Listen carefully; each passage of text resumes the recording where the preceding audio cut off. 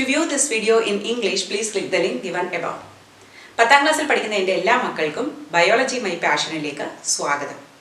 നമ്മൾ ഇലക്ട്രിസിറ്റി എന്ന ചാപ്റ്റർ തുടങ്ങി കഴിഞ്ഞു. നമ്മൾ ഓംസ് ലോയിലാണ് നിർത്തിയത്. ഇന്ന് നമുക്ക് അവിടെ നിന്ന് കണ്ടിന്യൂ ചെയ്യാം. അപ്പോൾ ഓംസ് ലോ എന്ന് പറഞ്ഞാൽ എന്താണ്? Potential difference across the ends of a conductor is directly proportional to current I, അല്ലേ?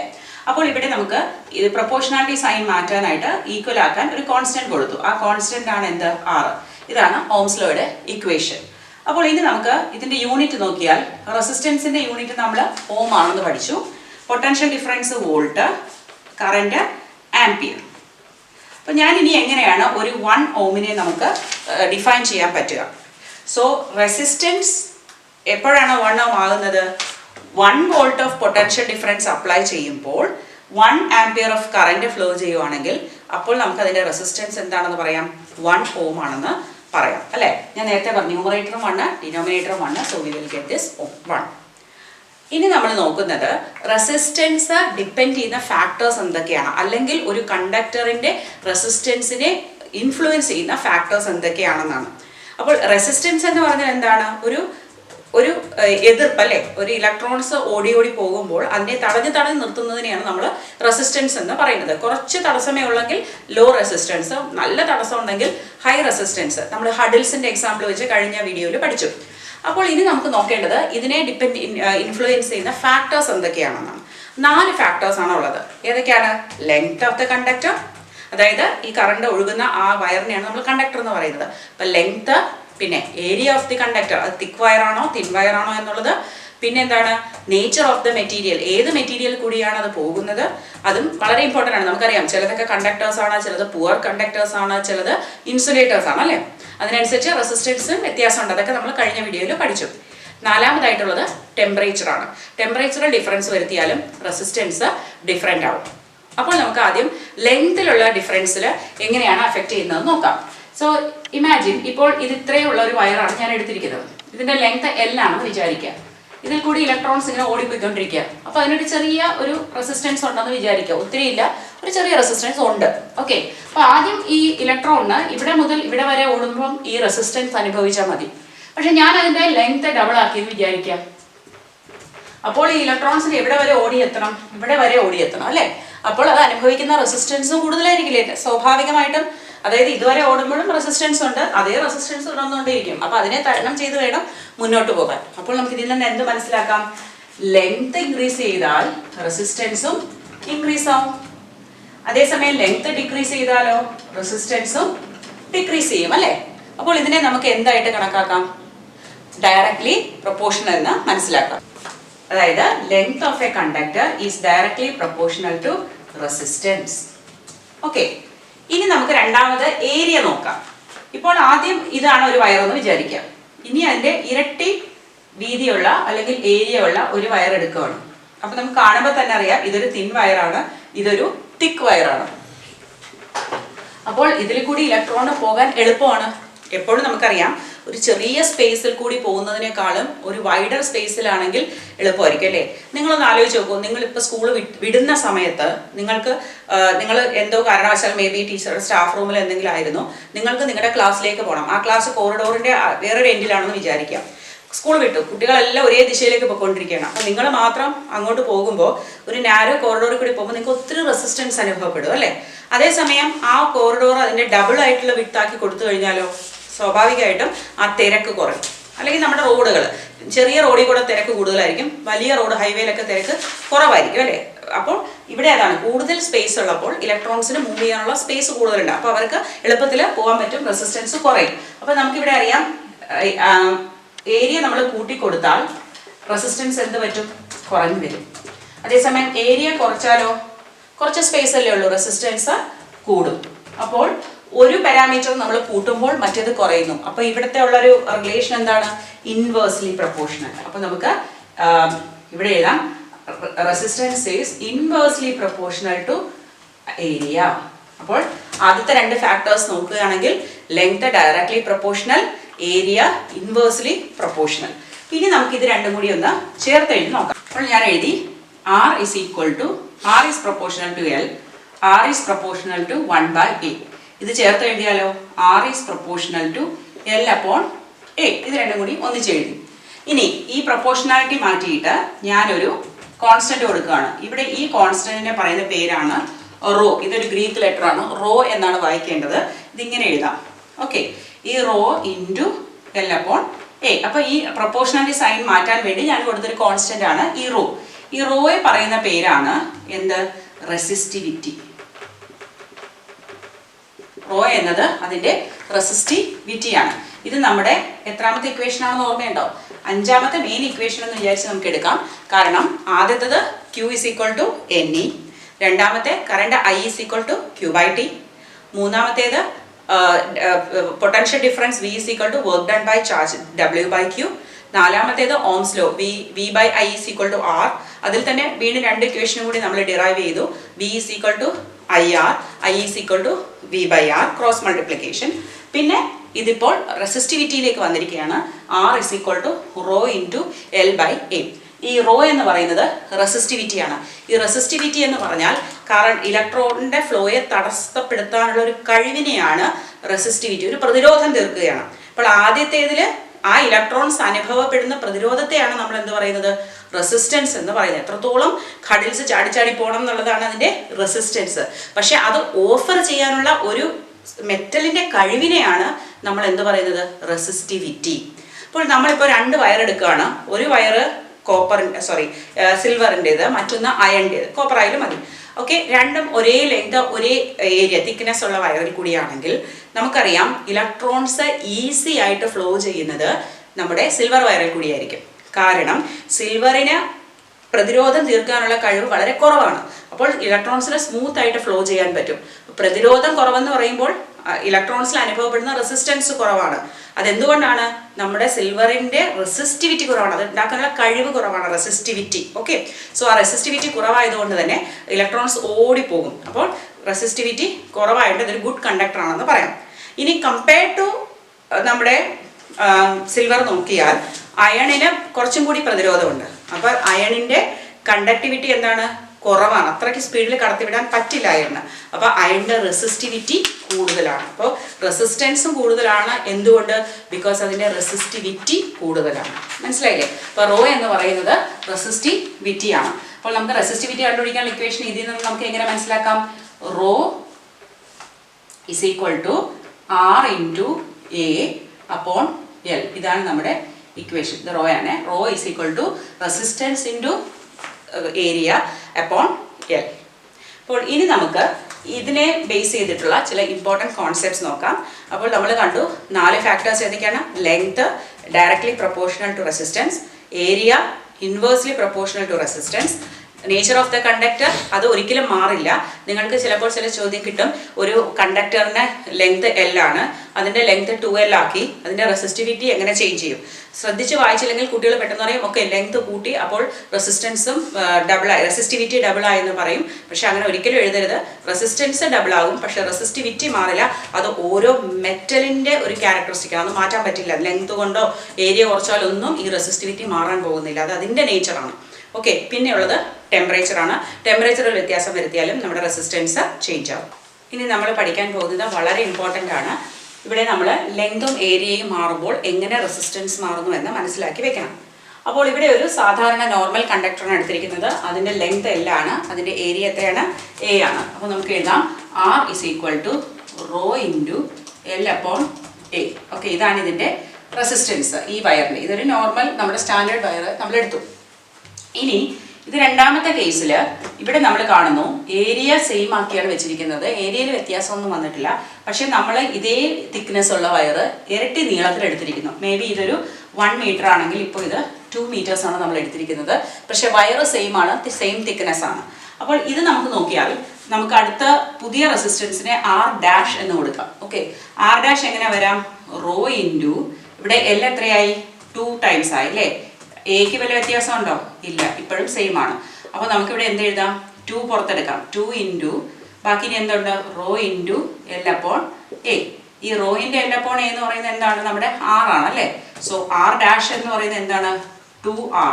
നമ്മൾ ആദ്യം ഉണ്ടായിരുന്ന റെസിസ്റ്റൻസിൻ്റെ ഡബിൾ ആണ് പുതിയ റെസിസ്റ്റൻസ്. എപ്പോഴാണ്?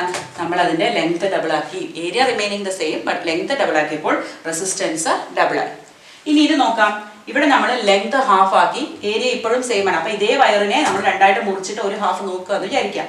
അപ്പോൾ എന്ത് പറ്റി? പുതിയ ആർ എത്രയാണ്? R dash is equal to rho into, ഇവിടെ ലെങ്ത് ആണ് ഹാഫ്, L/2 അപ്പോൺ എ. അപ്പോൾ ഇതെന്ത് പറ്റും? Rho into L/2 into 1/a. So is equal to, ഇതിൽ നമുക്ക് 1/2 എന്ന് പുറത്തെടുത്താൽ 1/2 റോ ഇൻറ്റു L/a. അപ്പോൾ ഇത് എന്താണ്? ആർ അല്ലേ? അപ്പോൾ R dash is equal to 1/2 R, or we can write R/2. അപ്പോൾ ഈ R dash is equal to R/2 എങ്ങനെയാണ്? നമ്മൾ ലെങ്ത് കുറച്ചപ്പോൾ, അതായത് ലെങ്ത് ഹാഫ് ആക്കിയപ്പോൾ റെസിസ്റ്റൻസും ഹാഫായി. അപ്പോൾ ഇവിടെ നമ്മൾ കണ്ടു ഡയറക്ട്ലി പ്രൊപ്പോർഷൻ ആണെന്ന് അല്ലേ? ലെങ്ത് ഡബിൾ ആക്കിയപ്പോൾ ആർ ഡബിൾ ആയി, ലെങ്ത് ഹാഫ് ആക്കിയപ്പോൾ ആറും ഹാഫായി. ഇനി നമുക്ക് ഏരിയ നോക്കാം. ഇവിടെ ഏരിയയ്ക്കാണ് നമ്മൾ വ്യത്യാസം വരുത്തിയിരിക്കുന്നത്. ലെങ്ത് സെയിം ആണ്. അപ്പോൾ R dash is equal to rho into length same ആണ് L ബൈ റെസിസ്റ്റർ. ഏരിയ എന്തായി? എ എന്നുള്ളത് 2a ആയി. ഇത് 1/2a പുറത്തെടുത്താൽ 1/2 പുറത്തെടുത്താൽ റോ ഇൻറ്റു L/a. ഇത് നമ്മുടെ R ആണ്. So R dash is equal to 1/2 R or R/2. Okay. So അപ്പോൾ ഇവിടെ എന്ത് സംഭവിച്ചു? ഏരിയ ഡബിൾ ആക്കിയപ്പോൾ റെസിസ്റ്റൻസ് ഹാഫായി. നമുക്കറിയാം ഇത് ഇൻവേഴ്സ്ലി പ്രൊപ്പോർഷണൽ ആണ് അല്ലേ? ഇനി ഈ കേസിലോ പുതിയ ലെങ്ത് എന്ന് പറയുന്നത് ലെങ്ത് സെയിം തന്നെയാണ്, റോ ഇൻറ്റു L, പക്ഷേ ഏരിയ എന്താക്കി? നമ്മൾ ഹാഫ് ആക്കി അല്ലേ? അപ്പോൾ so rho into 2 into L/a.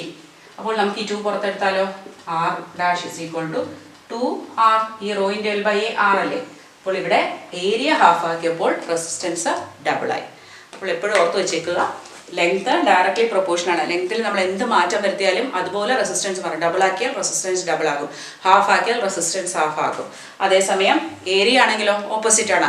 Area double ആക്കിയപ്പോൾ റെസിസ്റ്റൻസ് ഹാഫായി, ഏരിയ ഹാഫ് ആക്കിയപ്പോൾ റെസിസ്റ്റൻസ് ഡബിളായി. അത് നിങ്ങൾ ഓർത്ത് വെച്ചേക്കുക. നമ്മളിപ്പോൾ പഠിച്ചതുമായി ബന്ധപ്പെട്ട് വരുന്ന മറ്റ് 2 കണ്ടീഷൻസ് കൂടി നമുക്ക് നോക്കാം. ഇതും വളരെ ഇമ്പോർട്ടൻ്റ് ആണ്. നമ്മളിപ്പോൾ ആദ്യം ഒരു വയർ എടുത്തിട്ടുണ്ട്. വയറിൻ്റെ L ആണ്, അതിൻ്റെ ഏരിയ A ആണ്. അത് റെസിസ്റ്റൻസ് എന്ന് പറയുന്നത് raw into L into A ആണ് അല്ലേ? L/a.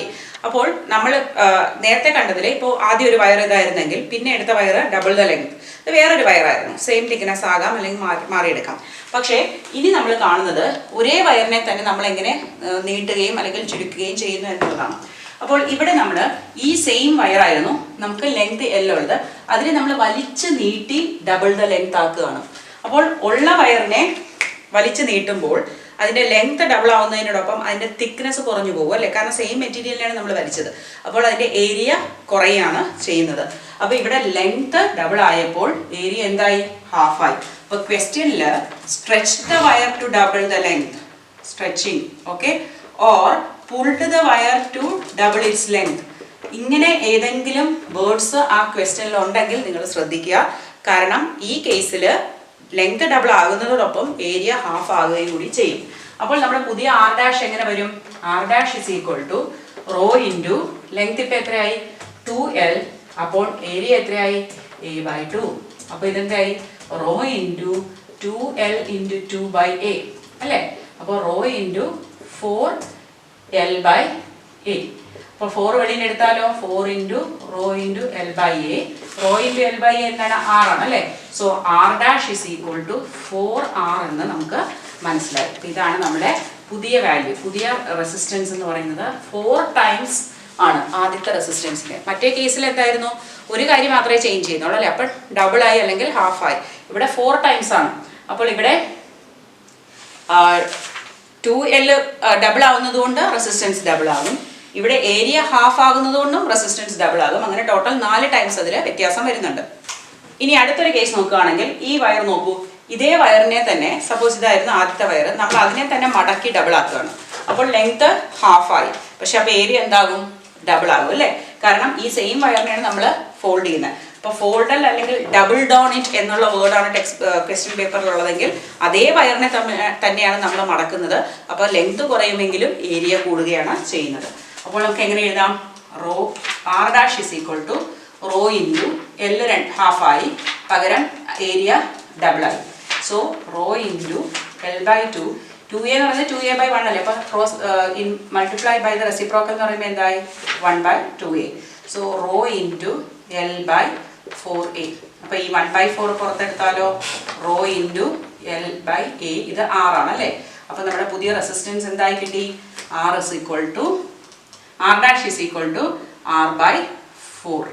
അതായത് ലെങ്ത് കുറച്ചപ്പോൾ റെസിസ്റ്റൻസ് ഹാഫായി കുറഞ്ഞു, ഏരിയ കൂട്ടിയപ്പോഴും ഹാഫായി. അപ്പോൾ ടോട്ടൽ 4 ടൈംസ് ആണ് റെസിസ്റ്റൻസിൽ വ്യത്യാസം വന്നത്. അപ്പോൾ ഇത് രണ്ടും നന്നായിട്ട് ഓർത്ത് വയ്ക്കുക. ക്വസ്റ്റ്യൻ ശ്രദ്ധിച്ച് വായിച്ചതിന് ശേഷം മാത്രം ഉത്തരം എഴുതാൻ ശ്രമിക്കുക. What is the unit of resistivity? Resistivity എന്ന് പറയുന്നത് rho is equal to R into A/L ആണ് അല്ലേ. ആറിൻ്റെ യൂണിറ്റ് ഓം ആണെന്ന് മനസ്സിലാക്കി. ഏരിയ എന്ന് പറയുന്നത് മീറ്റർ സ്ക്വയർ ആണ്, ലെങ്ത് മീറ്റർ ആണ്. അപ്പോൾ ഇത് പോയി കഴിഞ്ഞാൽ എന്ത് കിട്ടി? Ohm metre. ഈ ഓം മീറ്റർ എന്നുള്ളതാണ് റെസിസ്റ്റിവിറ്റിയുടെ SI യൂണിറ്റ്. അപ്പോൾ റെസിസ്റ്റൻസിൻ്റെ യൂണിറ്റ് ഓം, റെസിസ്റ്റിവിറ്റിയുടെ യൂണിറ്റ് ഓം മീറ്റർ. ഇനി നമ്മൾ ഓർത്തിരിക്കേണ്ട ചില കാര്യങ്ങളാണ്. നമ്മൾ കണ്ടു പല മെറ്റൽസിനും പലതരത്തിലുള്ള റെസിസ്റ്റിവിറ്റിയാണ്. അപ്പോൾ റെസിസ്റ്റിവിറ്റി കൂടുമ്പോൾ റെസിസ്റ്റൻസ് കൂടുന്നു. നമ്മൾ സാധാരണയായിട്ട് ഉപയോഗിക്കുന്ന മെറ്റൽസ്, അലോയ്സ് ഒക്കെയാണ് കണ്ടക്ടേഴ്സ് ആയിട്ട് ഉപയോഗിക്കുന്നത്. അവയ്ക്ക് അവരുടെ റെസിസ്റ്റിവിറ്റി എന്ന് പറയുന്നത് 10⁻⁻8 to 10⁻⁻6 ഓം മീറ്റർ ആണ്. അത് വളരെ താഴ്ന്ന വാല്യൂ ആണ്. അതുകൊണ്ട് തന്നെ അവർക്ക് എളുപ്പത്തിൽ ഇലക്ട്രിസിറ്റി പാസ് ചെയ്യാൻ കഴിയും. So they are good conductors. ഇനി റബ്ബർ, ഗ്ലാസ് പോലുള്ള ഇൻസുലേറ്റേഴ്സിൽ വന്നാൽ അതിൻ്റെ റെസിസ്റ്റിവിറ്റി വളരെ ഹൈ ആണ്. 10⁻12 to 10⁻17 ആണ്. അത് വളരെ ഹൈ വാല്യൂ ആണ്. അപ്പോൾ അതുകൊണ്ട് തന്നെ അവർക്ക് ഇലക്ട്രോൺസിനെ കടത്തിവിടാൻ പറ്റില്ല. അവർ ഇൻസുലേറ്ററായിട്ട് ആക്ട് ചെയ്യുന്നുണ്ട്. ഇനി മെറ്റൽസിനെ നമ്മൾ ഹോമോജീനസ് മിക്സ്ചർ ഉണ്ടാക്കുമ്പോഴാണ് അതിനെ അലോയ് എന്ന് പറയുന്നത്. അല്ലെങ്കിൽ മെറ്റൽസ് ആകാം, അല്ലെങ്കിൽ മെറ്റലും നോൺ മെറ്റലും ആകാം. അപ്പോൾ ഒരു അലോയ് ഉണ്ടാക്കി കഴിഞ്ഞാൽ ഈ അലോയുടെ റെസിസ്റ്റിവിറ്റി എന്ന് പറയുന്നത് അത് ഉണ്ടാക്കാൻ ഉപയോഗിച്ച മെറ്റൽസിനേക്കാളും കൂടുതലാണ്. അതുകൊണ്ട് അലോയ്സ് നമ്മൾ ഹീറ്റിംഗ് എലമെൻ്റ് ഒക്കെ ഉണ്ടാക്കാനായിട്ട് ഉപയോഗിക്കാറുണ്ട്. അതിന് 2 റീസൺ ആണുള്ളത്. ഒന്നാമത്തെ റീസൺ എന്ന് പറയുന്നത് അതിൻ്റെ റെസിസ്റ്റിവിറ്റി കൂടുതലാണ്. റെസിസ്റ്റിവിറ്റി കൂടുമ്പോൾ റെസിസ്റ്റൻസ് കൂടും അല്ലേ, അതുകൊണ്ടാണ് അത് ഉപയോഗിക്കുന്നത്. രണ്ടാമത്തെ റീസൺ ടെമ്പറേച്ചർ ആ കേസിൽ ചൂടാകും. അപ്പോൾ റെസിസ്റ്റൻസ് കൂടുമ്പോൾ ഇലക്ട്രോൺസിന് കറണ്ടിന് പെട്ടെന്ന് കടന്നു പോകാൻ പറ്റാത്തത് കൊണ്ട് തന്നെ ടെമ്പറേച്ചർ കൂടും. അപ്പോൾ ആ ഹൈ ടെമ്പറേച്ചറിൽ അത് ഓക്സിഡൈസ് ആയി പോകാറും ഇല്ല. അതുകൊണ്ടാണ് നമ്മൾ അലോയ്സിനെ കൂടുതലായിട്ട് പ്രിഫർ ചെയ്യുന്നത്. ഇനി ഓർത്തിരിക്കേണ്ട കാര്യം, നമ്മൾ ഉപയോഗിക്കുന്ന ബൾബിൻ്റെ ഫിലമെൻറ്റ് ഉണ്ടാക്കിയിരിക്കുന്നത് ഒരു മെറ്റൽ കൊണ്ടാണ്. അതിൻ്റെ പേരാണ് ടങ്സ്റ്റൺ. ഈ ടങ്സ്റ്റൻ്റെ മെൽറ്റിംഗ് പോയിന്റ് 3380°C ആണ്. അതുകൊണ്ട് തന്നെ അത് പെട്ടെന്ന് മെൽറ്റായി പോവുകയില്ല, പെട്ടെന്ന് ഓക്സിഡൈസ് ആവുകയില്ല. അതിന് റെസിസ്റ്റിവിറ്റി ഹൈ ആണ്. അപ്പോൾ എന്തുകൊണ്ടാണ് ടങ്സ്റ്റൺ ഉപയോഗിക്കുന്നതെന്ന് ചോദിച്ചാലും ഇത് തന്നെയാണ് ആൻസർ. റെസിസ്റ്റിവിറ്റി കൂടുതലാണ്, സോ റെസിസ്റ്റൻസ് ഈസ് ഹൈ, അത് പെട്ടെന്ന് ഹീറ്റ് ആവും. പിന്നെ രണ്ടാമത് അതിന് ഒത്തിരി മെൽറ്റിംഗ് പോയിന്റ് വളരെ ഹൈ ആയതുകൊണ്ട് പെട്ടെന്ന് അത് ബേൺ ആയി പോകില്ല. ഇനി കണ്ടക്ടേഴ്സ് അല്ലെങ്കിൽ ട്രാൻസ്മിഷൻ ലൈനായിട്ട് ഉപയോഗിക്കുന്ന ഏതൊക്കെ മെറ്റൽസ് ആണെന്ന് നമ്മൾ കണ്ടു. Silver, copper and aluminium. അവയെ എന്തുകൊണ്ടാണ് ഉപയോഗിക്കുന്നത്? അവരുടെ റെസിസ്റ്റിവിറ്റി വളരെ ലെസ്സാണ്. അതുകൊണ്ട് റെസിസ്റ്റൻസ് കുറവായിട്ട് പെട്ടെന്ന് കറണ്ടിന് പോകാനും പറ്റും. ഒത്തിരി എനർജി ഹീറ്റായിട്ട് ലോസ് ആവുകയും ഇല്ല. ഓക്കെ, അപ്പോൾ സിൽവർ എക്സ്പെൻസീവ് ആയിട്ട് നമ്മൾ ഉപയോഗിക്കാറില്ല. കൂടുതലും പ്രിഫർ ചെയ്യുന്നത് കോപ്പറും അലൂമിനിയമാണ്. നമ്മൾ സർക്യൂട്ട് വരയ്ക്കുന്നത് എങ്ങനെയായിരുന്നു, അതിൻ്റെ കോമ്പണൻസ് ഒക്കെ കഴിഞ്ഞ വീഡിയോയിൽ പഠിച്ചു. അപ്പോൾ ഈ സർക്യൂട്ടിൽ റെസിസ്റ്റർ ഉണ്ട് അല്ലേ. പല ഗാഡ്ജറ്റ്സിലാണ് ഈ റെസിസ്റ്റേഴ്സ് വരുന്നത്. അല്ലെങ്കിൽ ഈ റെസിസ്റ്റേഴ്സ് എന്ന് പറയുന്നത് എന്താണ് നമ്മൾ പഠിച്ചു. Conductors, good conductors, bad conductors, അല്ലെ പിന്നെ റെസിസ്റ്റേഴ്സും ഇൻസുലേറ്റേഴ്സ് എല്ലാം നമ്മൾ പഠിച്ചു. റെസിസ്റ്റർ എന്ന് പറയുന്നത് ഒരു moderate amount of resistance offer ചെയ്യുന്ന സബ്സ്റ്റൻസ് ആണ് റെസിസ്റ്റേഴ്സ്. അപ്പോൾ ഓരോ ഗാഡ്ജറ്റിനും അത് വ്യത്യസ്തമായിരിക്കും. അതിൻ്റെ യൂസ് എന്താണെന്നനുസരിച്ച് അതിൻ്റെ റെസിസ്റ്റേഴ്സ് വ്യത്യാസമായിരിക്കും. അപ്പോൾ നമ്മുടെ വീട്ടിൽ നമ്മൾ പല ഗാഡ്ജറ്റ്സ് കണക്ട് ചെയ്യുമ്പോൾ അതിൻ്റെയൊക്കെ റെസിസ്റ്റേഴ്സ് ഡിഫറെൻ്റ് ആയിരിക്കും. അപ്പോൾ ഏത് രീതിയിലാണ് അത് കണക്ട് ചെയ്യുന്നതെന്നുള്ളത് ഇമ്പോർട്ടൻ്റ് ആണ്. അപ്പോൾ നമ്മൾ കണക്ട് ചെയ്യുമ്പോൾ സീരീസ് കണക്ഷനും പാരലൽ കണക്ഷനും ഉണ്ട്. 2 തരത്തിലാണ് നമുക്ക് അവിടെ കണക്ട് ചെയ്യാൻ പറ്റുന്നത്. അപ്പോൾ അതെന്താണെന്ന് നമുക്ക് മനസ്സിലാക്കാം. ഇവിടെ ഞാനൊരു സർക്യൂട്ട് വരച്ചിട്ടുണ്ട്. ഇവിടെ പൊട്ടൻഷ്യൽ ഡിഫറൻസ് കൊടുക്കുന്ന ഇത് ബാറ്ററി വി ആണ് പൊട്ടൻഷ്യൽ ഡിഫറൻസ് എന്ന് വിചാരിക്കുക. Current is flowing through 3 resistors ആണ് ഞാനിവിടെ ആഡ് ചെയ്തിരിക്കുന്നത്. R1, R2, R3. എന്നിട്ട് അത് സ്വിച്ച് ഇപ്പോൾ ഓൺ ആണ്, അമീറ്റർ ഉണ്ട്. അപ്പോൾ ഈ R1 ഇപ്പോൾ എക്സ് ആണെന്ന് വിചാരിക്കുക അതിൻ്റെ റെസിസ്റ്റൻസ്. R2വിൻ്റെ റെസിസ്റ്റൻസ് 2x ആണെന്ന് വിചാരിക്കുക. R3യുടേത് 3x ആണെന്ന് വിചാരിക്കുക.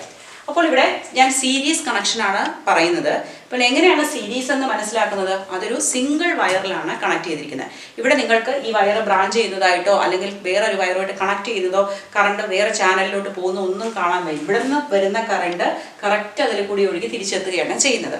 അല്ലെങ്കിൽ നിങ്ങളൊന്ന് ഇമാജിൻ ചെയ്യും, നിങ്ങളുടെ ക്ലാസ്സിലെ ഒരു 10 പേര് ഇങ്ങനെ നിരന്ന് നിൽക്കുകയാണ്. എല്ലാവരും കൈ കോർത്തു പിടിക്കുകയാണ് പരസ്പരം. അപ്പോൾ ഒരൊറ്റ ലൈനിലല്ലേ പോകുന്നത്, അവിടെ ബ്രാഞ്ചിങ്ങോ ഒന്നുമില്ല അല്ലേ. അപ്പോൾ അതിനെ പറയുന്ന പേരാണെന്ത്, നമ്മുടെ സീരീസ് കണക്ഷൻ. അപ്പോൾ ഈ സീരീസ് കണക്ഷനിൽ ഓർത്തിരിക്കേണ്ടത് ഐ റിമെയിൻ സെയിം, അതായത് കറണ്ട് എപ്പോഴും സെയിം ആയിരിക്കും. നമ്മൾ എത്ര കറണ്ട് കൊടുക്കുന്നു അത് ഈക്വൽ ആയിട്ട് എല്ലാവരിലൂടെയും പാസ് ചെയ്ത് പോകും. ഓക്കെ, അപ്പോൾ ഞാനിപ്പോൾ സാധാരണയായിട്ട് സീരീസ് ലൈറ്റ് ഉപയോഗിക്കുമ്പോൾ, ഇപ്പോൾ വീട്ടിൽ ഞാൻ സീരീസ് ലൈറ്റ് ഉപയോഗിച്ചാൽ എൻ്റെ പല ഗാഡ്ജറ്റ്സും വർക്ക് ചെയ്യില്ല. കാരണം അവർക്ക് ഓരോരുത്തർക്കും വേണ്ട കറണ്ടിൻ്റെ അളവ് വ്യത്യാസമാണ്. പക്ഷേ ഇത് എല്ലാവർക്കും ഒരേ കറണ്ടേ കൊടുക്കുള്ളൂ. അപ്പോൾ സീരീസ് കണക്ഷൻ നമ്മൾ ഉപയോഗിക്കാറില്ല. സീരീസ് എവിടെയാണ് ഉപയോഗിക്കുന്നതെന്ന് വെച്ചാൽ നമ്മൾ ഫെയറി ലൈറ്റ്സ് ഒക്കെ ഇടുമ്പോഴാണ്. അതായത് നമ്മൾ ദീപാവലിക്ക് അല്ലെങ്കിൽ ക്രിസ്മസിന് ഒക്കെ വീട് ഡെക്കറേറ്റ് ചെയ്യുമ്പോഴേക്കും നമ്മൾ ഫെയറി ലൈറ്റ്സ് കൊടുക്കാറുണ്ട് അല്ലേ. ആ ഫെയറി ലൈറ്റ്സിലാണ് നമ്മൾ ഈ സീരീസ് കണക്ഷൻ കൊടുക്കുന്നത്. കാരണം എല്ലാത്തിലും ഒരേ കറണ്ട് തന്നെയാണ് ലഭ്യമാകുന്നത്. ഇനി കറണ്ട് സെയിം ആയിരിക്കും, പക്ഷെ നമ്മൾ കൊടുക്കുന്ന ഈ പൊട്ടൻഷ്യൽ ഡിഫറൻസ് ഇവിടെ ഡിവൈഡ് ചെയ്തെടുക്കുകയാണ് ചെയ്യുന്നത്. അപ്പോൾ ടോട്ടൽ പൊട്ടൻഷ്യൽ ഡിഫറൻസ് എന്ന് പറയുന്നത് ഇതിൻ്റെ എല്ലാം കൂടി സമ്മായിരിക്കും. പക്ഷെ ഇതിൽ ആരാണ് കൂടുതൽ ഈക്വൽ ആയിട്ടാണോ എടുക്കുന്നത്? അല്ല. ഏറ്റവും കൂടുതൽ റെസിസ്റ്റൻസ് ആർക്കാണോ അവർ കൂടുതൽ പൊട്ടൻഷ്യൽ ഡിഫറൻസ് ഉപയോഗിക്കുന്നുണ്ട്. അതായത് ഇവിടെ 3x ആയിരിക്കും കൂടുതൽ, അതായത് R3 ഹാവിങ് 3x കൂടുതൽ പൊട്ടൻഷ്യൽ ഡിഫറൻസ് ഉള്ളത്. ഇതിൽ കുറവായിരിക്കും, ഇതിൽ കുറച്ചും കൂടി കുറവായിരിക്കും. അപ്പോൾ നമുക്കറിയാം total potential difference is equal to sum of the individual potential differences. ഇപ്പം 3 റെസിസ്റ്റേഴ്സ് ഉള്ളതുകൊണ്ട് ഞാൻ V1 V2 V3 എന്ന് എഴുതി. 4 ഉണ്ടെങ്കിൽ V4 എഴുതാം, 2 ഉള്ളെങ്കിൽ V1 + V2 എഴുതാം. ഓക്കെ, ഇനി നമ്മൾ ഈ Vക്ക് പകരം നമ്മൾ IR എന്ന് സബ്സ്റ്റിറ്റ്യൂട്ട് ചെയ്യുകയാണ്. അതായത് നമ്മൾ ഓംസ് ലോ പഠിച്ചു, V/I = R. അപ്പോൾ V എന്താണ്? IR അല്ലേ. അപ്പോൾ ആ ഫോർമുല ഞാനിവിടെ കൊണ്ടുവരാൻ പോവാണ്, കാരണം I സെയിം അല്ലേ. അപ്പോൾ അതിനെ സബ്സ്റ്റിറ്റ്യൂട്ട് ചെയ്താൽ IR, ഇവിടെ ഞാൻ S എന്ന് കൊടുത്തു, S ഫോർ സീരീസ്. ഓക്കെ, അപ്പോൾ എന്ത് കിട്ടും? V1 എന്ത് എഴുതാം? IR1. V2 എന്ത് എഴുതി? IR2. V3 എന്ത് എഴുതി? IR3. ഓക്കെ, ഇവിടെ ഞാൻ എന്തുകൊണ്ടാണ് R1 R2 R3 എഴുതിയത്? കാരണം ഇതിന്റെ റെസിസ്റ്റൻസ് ഡിഫറെന്റ് ആണ്. അതേസമയം I1 I2 I3 എന്ന് ഞാൻ എഴുതിയില്ല. കാരണം എന്താ? I എല്ലാവർക്കും സെയിം തന്നെയാണ്. അപ്പോൾ I സെയിം ആയിട്ട് ഞാൻ I ഒഴിവാക്കിയിട്ട് എഴുതിയാൽ RS = R1 + R2 + R3. അപ്പോൾ ഈ ഒരു സർക്യൂട്ടിൽ ലഭിക്കുന്ന ടോട്ടൽ റെസിസ്റ്റൻസ് എന്ന് പറയുന്നത് ഓരോ റെസിസ്റ്റൻസും ആഡ് ചെയ്ത് കിട്ടുന്നതാണ്. ഇപ്പം നോക്കിയാൽ ഇതിപ്പം X 2x 3x എന്ന് എടുത്താൽ എത്ര കിട്ടും നമുക്ക്? 6x. അതല്ല ഇത് 10 20 30 എന്നുള്ള വാല്യൂ ആണെങ്കിൽ 60 Ω. അപ്പോൾ ജസ്റ്റ് എല്ലാം കൂടി കൂട്ടിയാൽ മതി നമുക്ക് ടോട്ടൽ റെസിസ്റ്റൻസ് കണ്ടുപിടിക്കാൻ. ഇനി ഒരു കാര്യം കൂടി ഓർത്തിരിക്കുക, ഈ 60 എന്ന് പറയുന്നത് ഈ ഓരോ ഇൻഡിവിജ്വൽ റെസിസ്റ്റൻസിനേക്കാളും ഹൈ ആയിരിക്കും. കാരണം നമ്മളെല്ലാം കൂടി ടോട്ടൽ ചെയ്തല്ലേ എഴുതുന്നത്. അപ്പം തീർച്ചയായിട്ടും total resistance will be higher than the individual resistance. അപ്പോൾ ഓർത്തിരിക്കുക, സീരീസ് കണക്ഷനിൽ കറണ്ട് സെയിം ആയിരിക്കും, പൊട്ടൻഷ്യൽ ഡിഫറൻസ് വ്യത്യാസമായിരിക്കും. ആ വ്യത്യാസമാകുന്ന വാല്യൂവിൽ നമ്മൾ സബ്സ്റ്റിറ്റ്യൂട്ട് ചെയ്ത് നോക്കി. അപ്പോൾ നമുക്ക് R1 + R2 + R3 എന്ന് എഴുതി. അതായത് total resistance in series circuit എന്ന് പറയുന്നത് ആഡ് ചെയ്താൽ മതി. നിങ്ങൾക്ക് അപ്പോൾ എക്സാമിന് തന്നു കഴിഞ്ഞാൽ സീരീസ് ആണെന്ന് മനസ്സിലാക്കിയാൽ തന്നിരിക്കുന്ന റെസിസ്റ്റൻസ് എല്ലാം കൂടി ആഡ് ചെയ്താൽ നിങ്ങൾക്ക് ടോട്ടൽ റെസിസ്റ്റൻസ് ലഭിക്കും. ഇവിടെ നമുക്ക് മറ്റൊരു സർക്യൂട്ട് കാണാം. ഈ സർക്യൂട്ടിൽ നമ്മൾ റെസിസ്റ്റേഴ്സ് അറേഞ്ച് ചെയ്തിരിക്കുന്ന രീതി കുറച്ച് ഡിഫറെൻ്റ് ആണ്. നേരത്തെ അവ പരസ്പരം കണക്ട് ചെയ്തിരുന്നു, പക്ഷേ ഇപ്പോൾ അങ്ങനെയല്ല. ഇവരെല്ലാവരും കൂടി ഒരു പോയിന്റിലേക്ക് കണക്റ്റഡ് ആണ്. അപ്പോൾ സെപ്പറേറ്റ് ആയിട്ട് ഓരോന്നും കണക്ട് ചെയ്തിരിക്കുകയാണ് ഈ കണ്ടക്ടറിലേക്ക് അല്ലേ. അപ്പോൾ ഇവിടെ സംഭവിക്കുന്നത് എന്താണെന്ന് വെച്ചാൽ ഇത് R1, ഇത് R2, ഇത് R3. ഇവിടെ നിന്ന് വരുന്ന പൊട്ടൻഷ്യൽ ഡിഫറൻസ് ഈ രണ്ട് എൻഡിലും സെയിം ആണ്. അതുകൊണ്ട് തന്നെ ഇവരിൽ ഓരോരുത്തരും ഇതിലേക്ക് നേരിട്ട് കണക്ട് ചെയ്തിരിക്കുന്നത് കൊണ്ട് അവർക്ക് കിട്ടുന്ന പൊട്ടൻഷ്യൽ ഡിഫറൻസ് സെയിം ആയിരിക്കും. അപ്പോൾ ഇവിടെ പൊട്ടൻഷ്യൽ ഡിഫറൻസ് ആണ് സെയിം. സീരീസിലാവുമ്പോഴും കറണ്ട് ആയിരിക്കും സെയിം, അതെപ്പോഴും ഓർത്ത് വെച്ചേക്കുക. അപ്പോൾ പൊട്ടൻഷ്യൽ ഡിഫറൻസ് സെയിം ആണ്, പക്ഷെ കറണ്ട് എങ്ങനെയാണ്? ഇത് ഡിവൈഡ് ആയി പോകും. ഈ വരുന്ന കറണ്ട് ഈ 3ലേക്കും അങ്ങ് ഡിവൈഡ് ആയി പോകും. ഈച്ച് സെയിം കറണ്ട് അല്ല കിട്ടുന്നത്. അപ്പോൾ നമ്മൾ ആ ഇക്വേഷനിൽ നമുക്കറിയാം ഓംസ് ലോയിൽ V/I = R. അങ്ങനെ നോക്കിയാൽ I = V/R നമുക്ക് അതിൽ നിന്ന് ഡിറൈവ് ചെയ്യാം അല്ലേ. അപ്പോൾ അതിനെ നമ്മൾ സബ്സ്റ്റിറ്റ്യൂട്ട് ചെയ്യുകയാണെങ്കിൽ V/RP, P stands for parallel, അതുകൊണ്ടാണ് ഞാൻ RP എന്നിട്ടത്, = V/R1. ആദ്യത്തെ കറണ്ട് എന്ന് പറയുന്നത് V/R1, രണ്ടാമത്തെ കറണ്ട് V/R2, മൂന്നാമത്തെ കറണ്ട് V/R3. സോ ഇവിടെ ഞാൻ V സെയിം ആയിട്ടാണ് V1 V2 V3 എഴുതാത്തത്. പിന്നെ അപ്പോൾ നമുക്ക് ഈ V അങ്ങ് മാറ്റിയാൽ 1/RP = 1/R1 + 1/R2 + 1/R3. അപ്പോൾ സീരീസിലാണെങ്കിൽ ജസ്റ്റ് നമ്മൾ ആഡ് ചെയ്താൽ മതി. പാരലലാണെങ്കിൽ റെസിപ്രോക്കലിനെയാണ് നമ്മൾ ആഡ് ചെയ്യുന്നത്. അപ്പോൾ ഫോർ എക്സാമ്പിൾ ഇവിടെ 10 10 10 എന്നാണെങ്കിൽ 1/10 + 1/10 + 1/10 3/10. അത് എത്രയായിരിക്കും വാല്യൂ? 0.3.